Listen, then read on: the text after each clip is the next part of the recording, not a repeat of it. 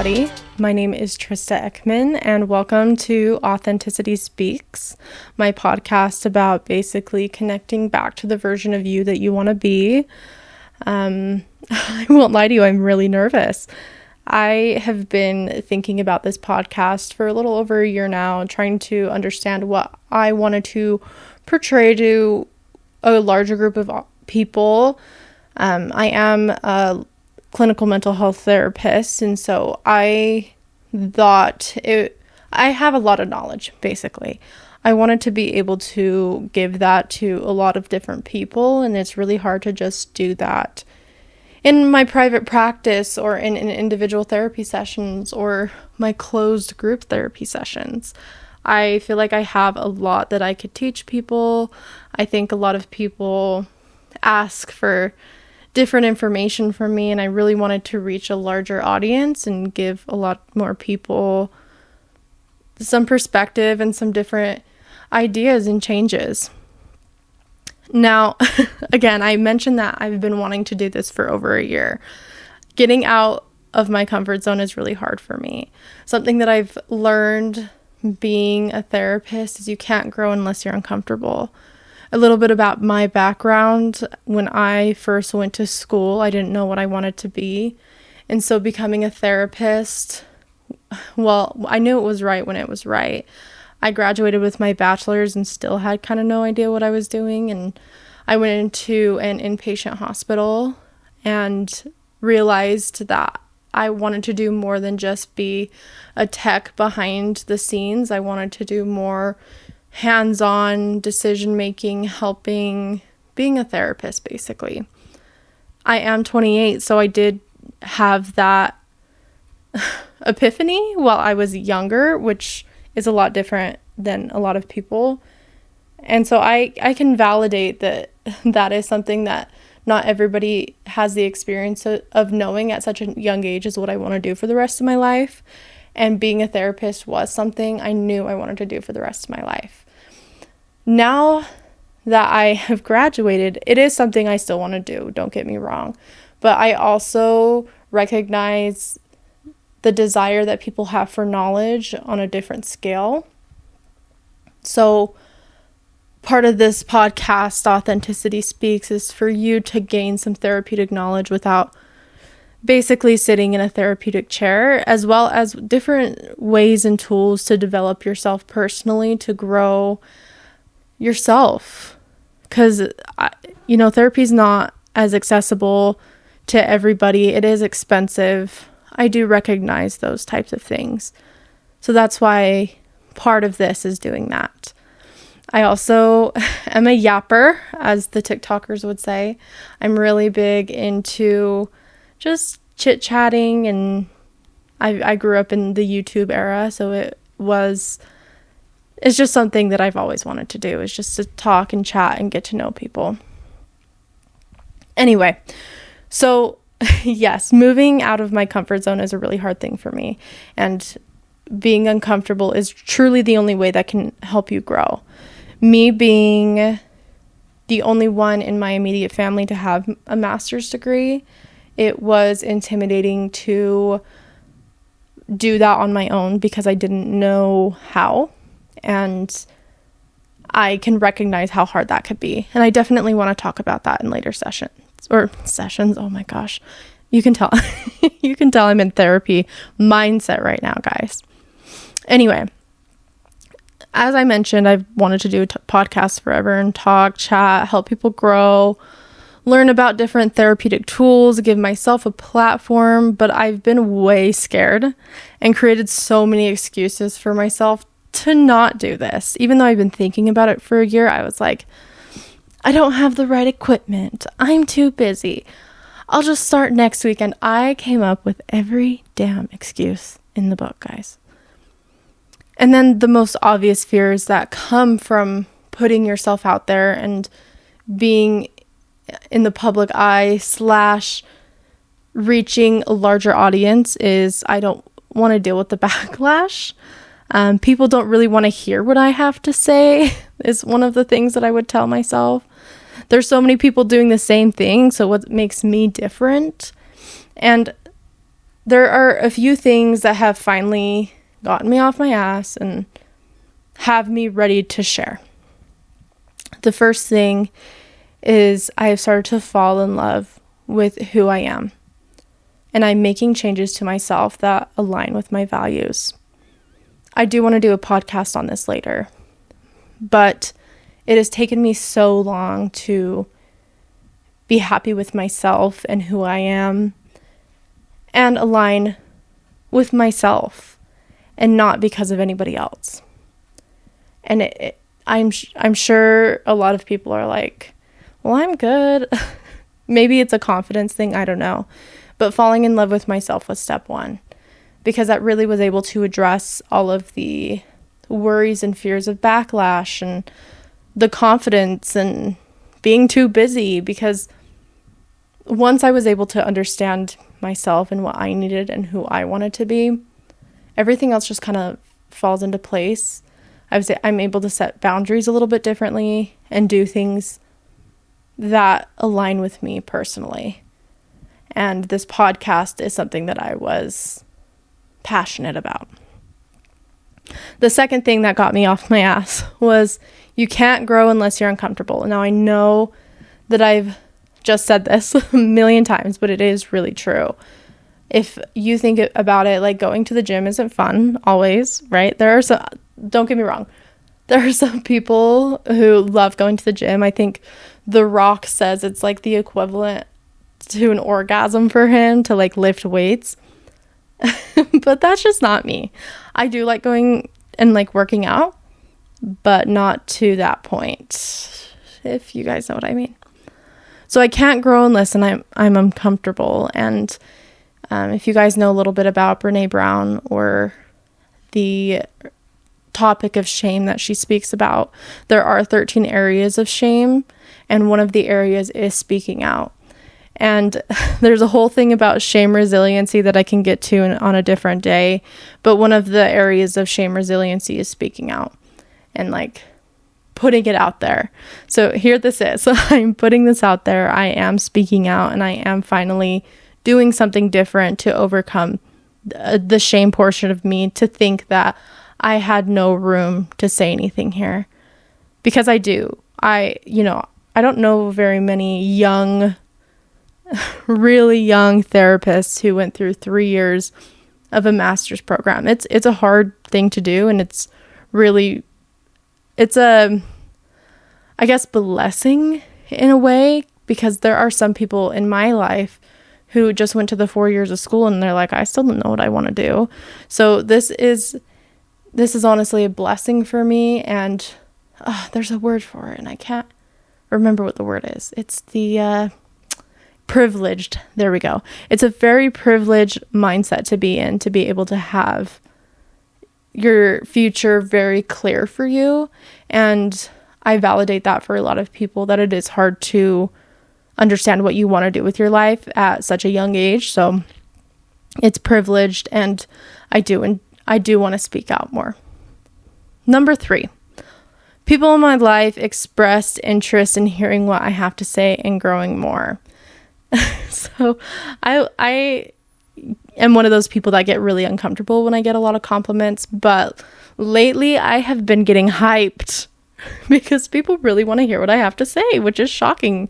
And I think when you've come from a place where you weren't in love with yourself for so long, and then you all of a sudden are just getting people telling you that they want to hear what you have to say. And now that I'm starting to fall in love with myself, I'm like, my ego is stroked, guys. I'm like, yes, I'm going to say something. I also think sometimes it's really hard to express yourself in a more eloquent way. And I try to think about what I say before I say it. Obviously, it's something that I've learned being a therapist. But I don't know. I'm able to attract the audience a little bit. When I'm doing a group therapy session, sometimes people don't want to be there. And so being able to be really upfront and have people express interest and say that they enjoy the way that I explain things or teach things because it's intriguing and it's something that makes sense to them. I don't know. It strokes my ego. I won't lie to you. Anyway, so just having that expressed in my personal life, I really wanted to bring that to this space as well.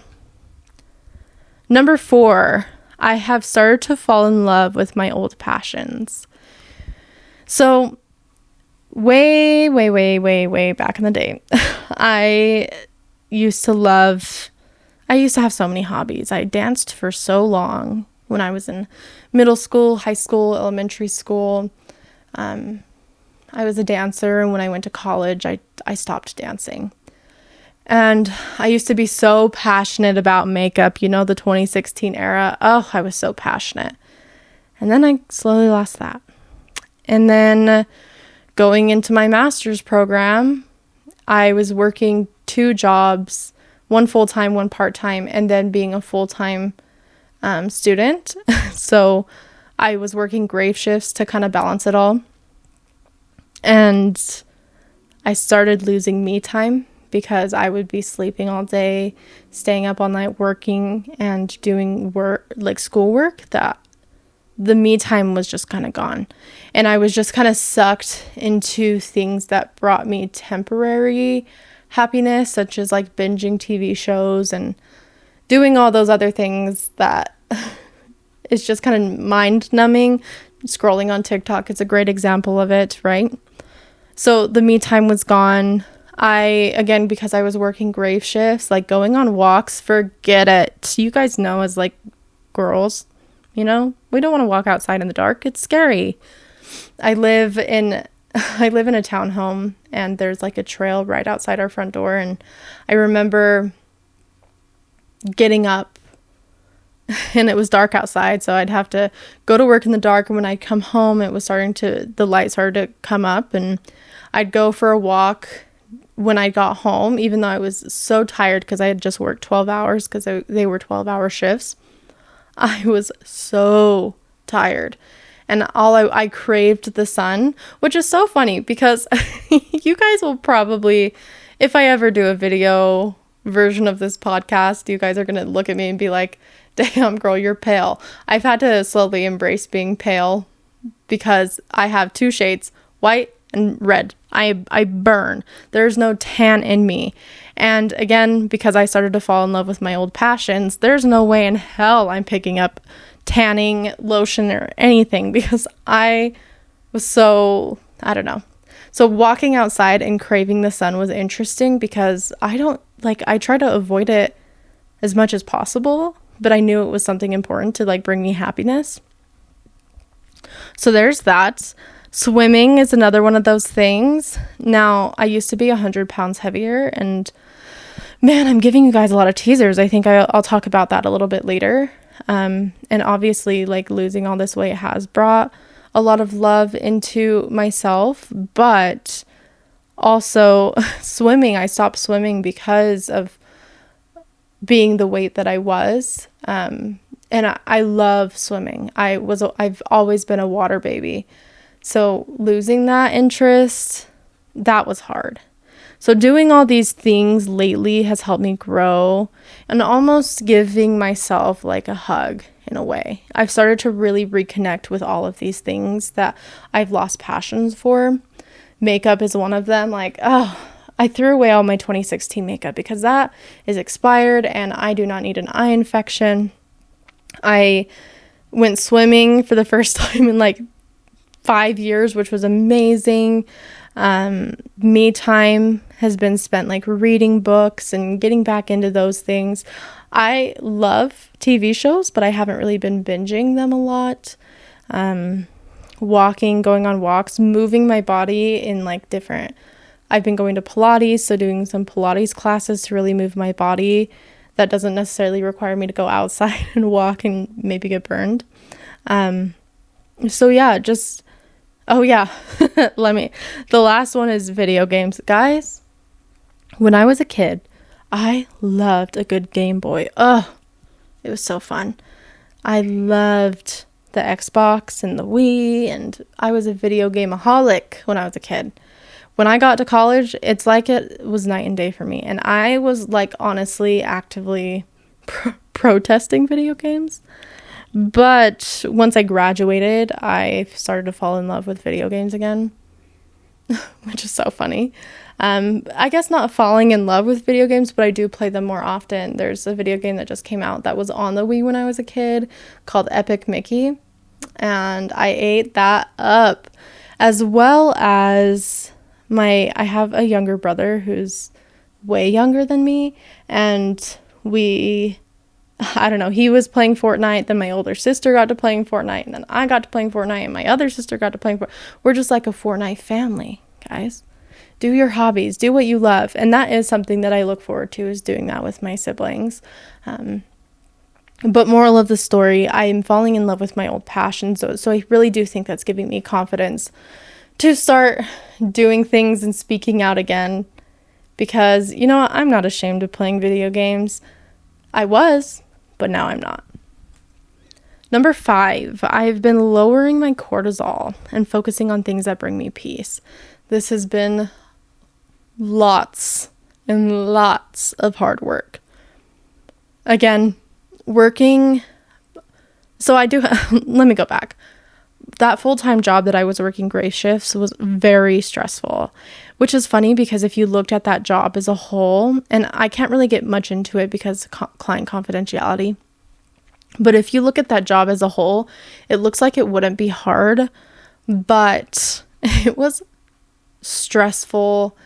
I had some PTSD moments. I was working in a hospital, and in an inpatient unit, you know, you get beat up a lot, and I was having PTSD moments, and that really elevated my stress, basically. Every time I went to work, I was like, am I going to get punched in the face today? Am I going to have to go to the hospital? So that brought up my cortisol, and I worked at that job for like 4 years. That, you know, having a high rate of cortisol for 4 years is a little crazy. On top of that, working the grave shift, so being kind of like out of line with my body. My body used to naturally be a morning person, and now because of grave shifts, I've just leaned more into the night shifts, which is kind of crazy, but well, and I hate that. I want to be a morning person again, to be honest. So I'm trying to find things that lower that. Still doing that. I'm at a job now that's a lot more peaceful. I'm not doing really, really tough work. I mean, I am mentally, but not physically, right? And when I do come home, I try to like pull myself. I've been using my brain all day, so I try to do other things like moving your body to really help combat that getting out of your head. Reading a book, like I said, is a really good way for me to just kind of get out of my head. Having a really solid night routine, making sure that I'm not drinking caffeine too late, making sure that I wake up and I have some sort of sun on my face. There's a lot of things that I've been trying to do to lower that cortisol, and it has honestly brought me a lot of peace. And I don't think I've gone this long with this much peace in years. So it has been very eye-opening and uplifting, and it's honestly putting me in a better mood.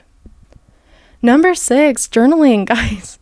Journaling has helped me look inward and express myself in a more organized and coherent way.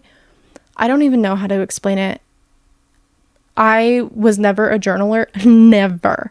I tried. My older sister, when we were younger, she journaled for 365 days, and I couldn't even get through 2. I was like, I want to go.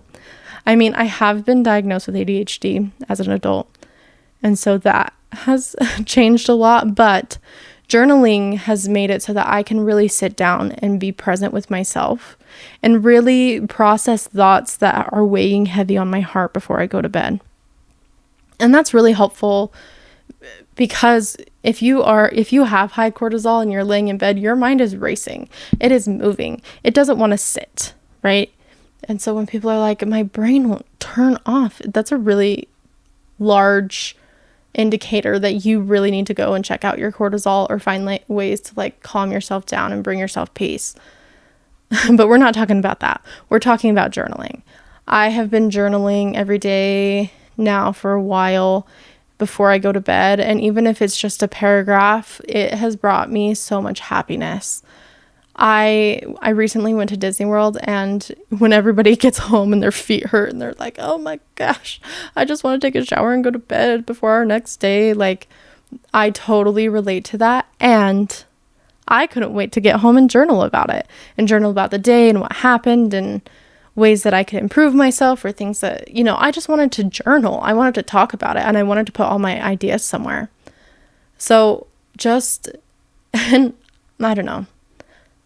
My mind is moving 50 miles an hour. I want to go into depth about more of these things, but with journaling specifically, if you focus more on the now instead of thinking, how can I put 20 years worth of things that I haven't been journaling about onto a page, that will be a lot more helpful for you. Like, what can I talk about today instead of what can I talk about yesterday and the day before that and the day before that? Because that brings me stress, and I'm like, I don't even know where to start. But if I just start with today, I'm good to go. So journaling is great. It's a good way to organize your thoughts. It's a good way to let things go and to just be at peace with yourself before you go to bed. So journaling has been great. Number 6. Oh, wait. I wrote 6 twice. So I guess I have 8 things. Okay. Number 7, I guess. I'm not who I was 10 years ago. And that statement has been something that I've worked actively on in my own personal life and therapy. I was actually really ashamed of that person. 10 years ago, I was in high school, and I've done a lot of healing and amending in my personal life so much that the person that I've put on the internet today is someone who I'm going to be proud of. And that's a really hard thing to let go of. But also, I can't be stuck in that past of who I was 10 years ago. And I wasn't killing people, right? I think I was more ashamed by my actions, and I was also younger. I wasn't as mature as I am now. And so I'm like, people are going to come on here and, I don't know, from high school and be like, she used to be like this when she was, 10 years ago. One of my favorite phrases is, I reserve the right to evolve. And I really have evolved. I've learned from my lessons. I could really go in depth about who I was 10 years ago and the shame factors of it. But really, I am not who I was. Does that make any sense? I'm not who I was 10 years ago. I really am not. I've done a lot of growing personally, physically, politically. I won't get too much into that topic because you guys aren't here for that. You guys are here to improve yourself. But moral of the story, there's a lot of things that I've educated myself on. And so that person of me 10 years ago, I can look at her and be proud of where she came from and why she was there, but also recognize that I love myself more today than I did back then. And that's the important part. And number 8, I guess, the final one is, I am connected to my health. I am connected to myself spiritually. I've just connected to myself in so many different ways, and I'm finally figuring out who I am. Don't get me wrong, there are still some areas where I'm like, I don't know who the hell this is. Like, what? I'm not perfect. Even though this last thing was like, I love who I am. Like, I'm also love the fact that I'm not perfect. Connecting to my health is one of the biggest things for me. Connecting to myself spiritually was a big move for me.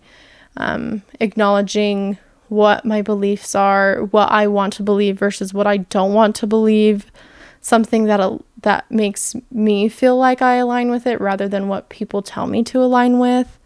That has helped me improve immensely. There was a book. There was actually a journal. It was like a 365. Wait. No, that's not right.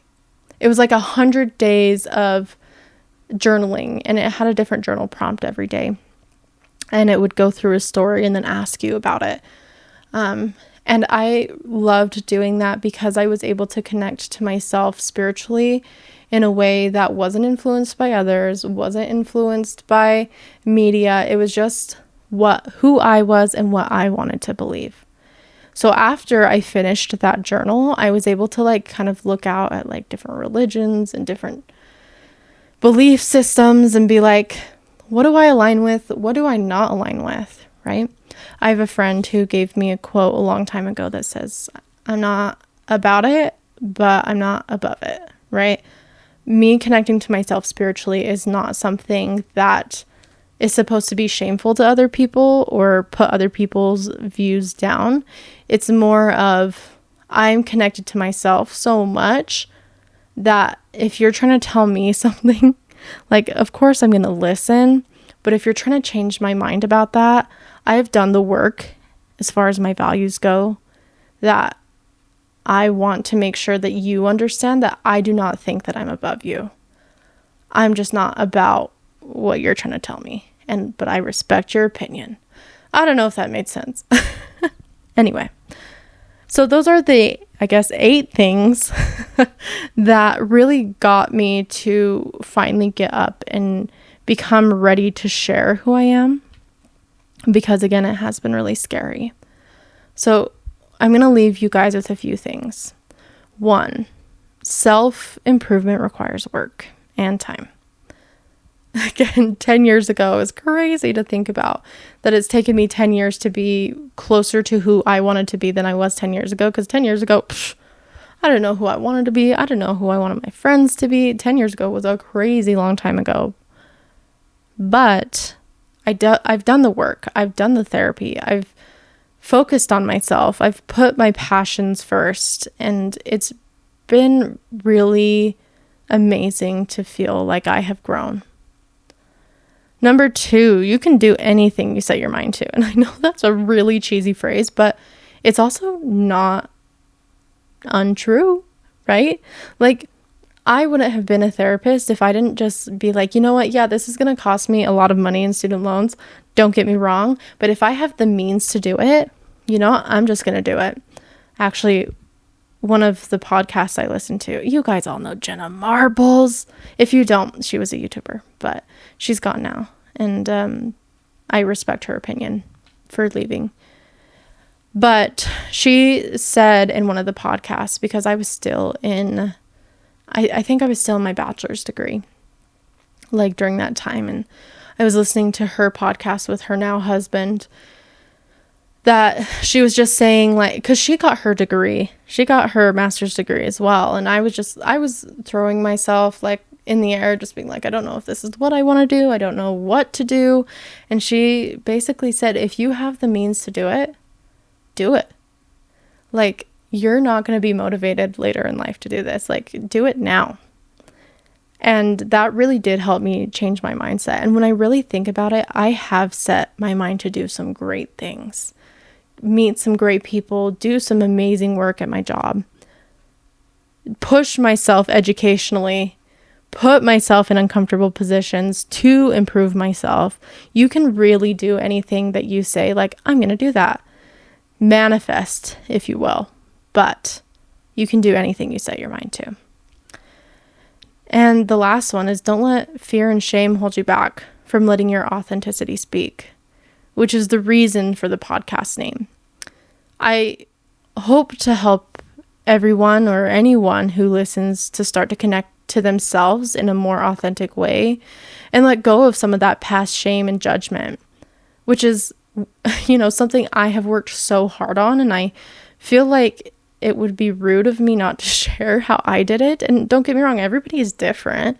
But if you could also take some of that knowledge and help you to connect with your most authentic self, I want to do that for you. We reserve that right to evolve. We reserve that right to grow. And we reserve that right to focus and control our lives so that we can be the version we want to leave a difference in this world, rather than focusing on how we want others to see us.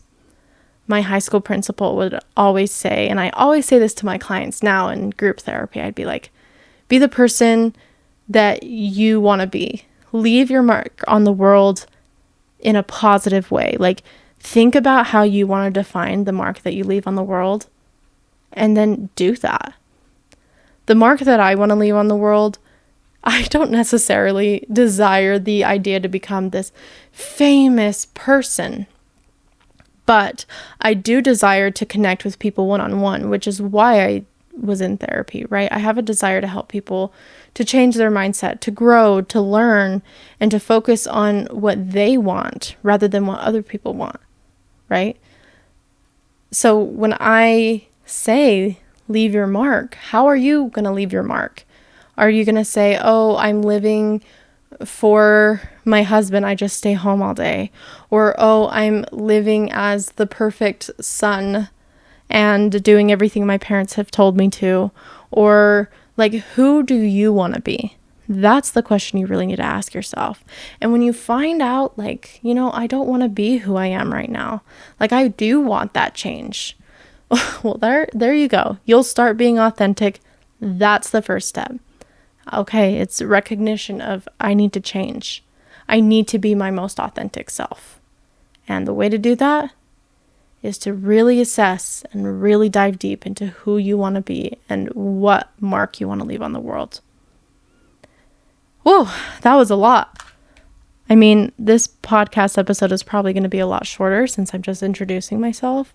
I'm hoping to post like 30 to 45 minutes in the future. I mean, this is 30, but thank you guys so much for listening and taking your time out of your day. I plan on posting every Wednesday, so watch for that.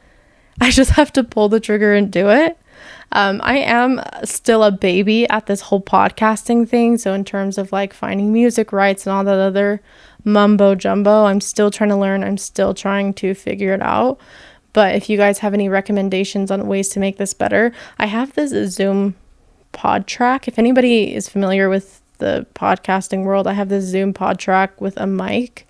And I know like if I tap, you guys can like obviously hear that. So I've been trying to like stay still. Maybe I'll just get a mic stand so there's no like interference. But I'm trying to make basically a good quality audio. So if you guys have any critical feedback, not mean. I don't want mean. Like, okay, you can tell me my voice sucks, but that doesn't really help me at the end of the day. I can't change my voice. I mean, I guess I could. You guys have seen Ariana Grande. I've loved Ariana Grande since Wicked, but you guys know what I mean. Now I'm rambling. Anyway, thank you guys, and hopefully I'll see you guys next Wednesday. Bye.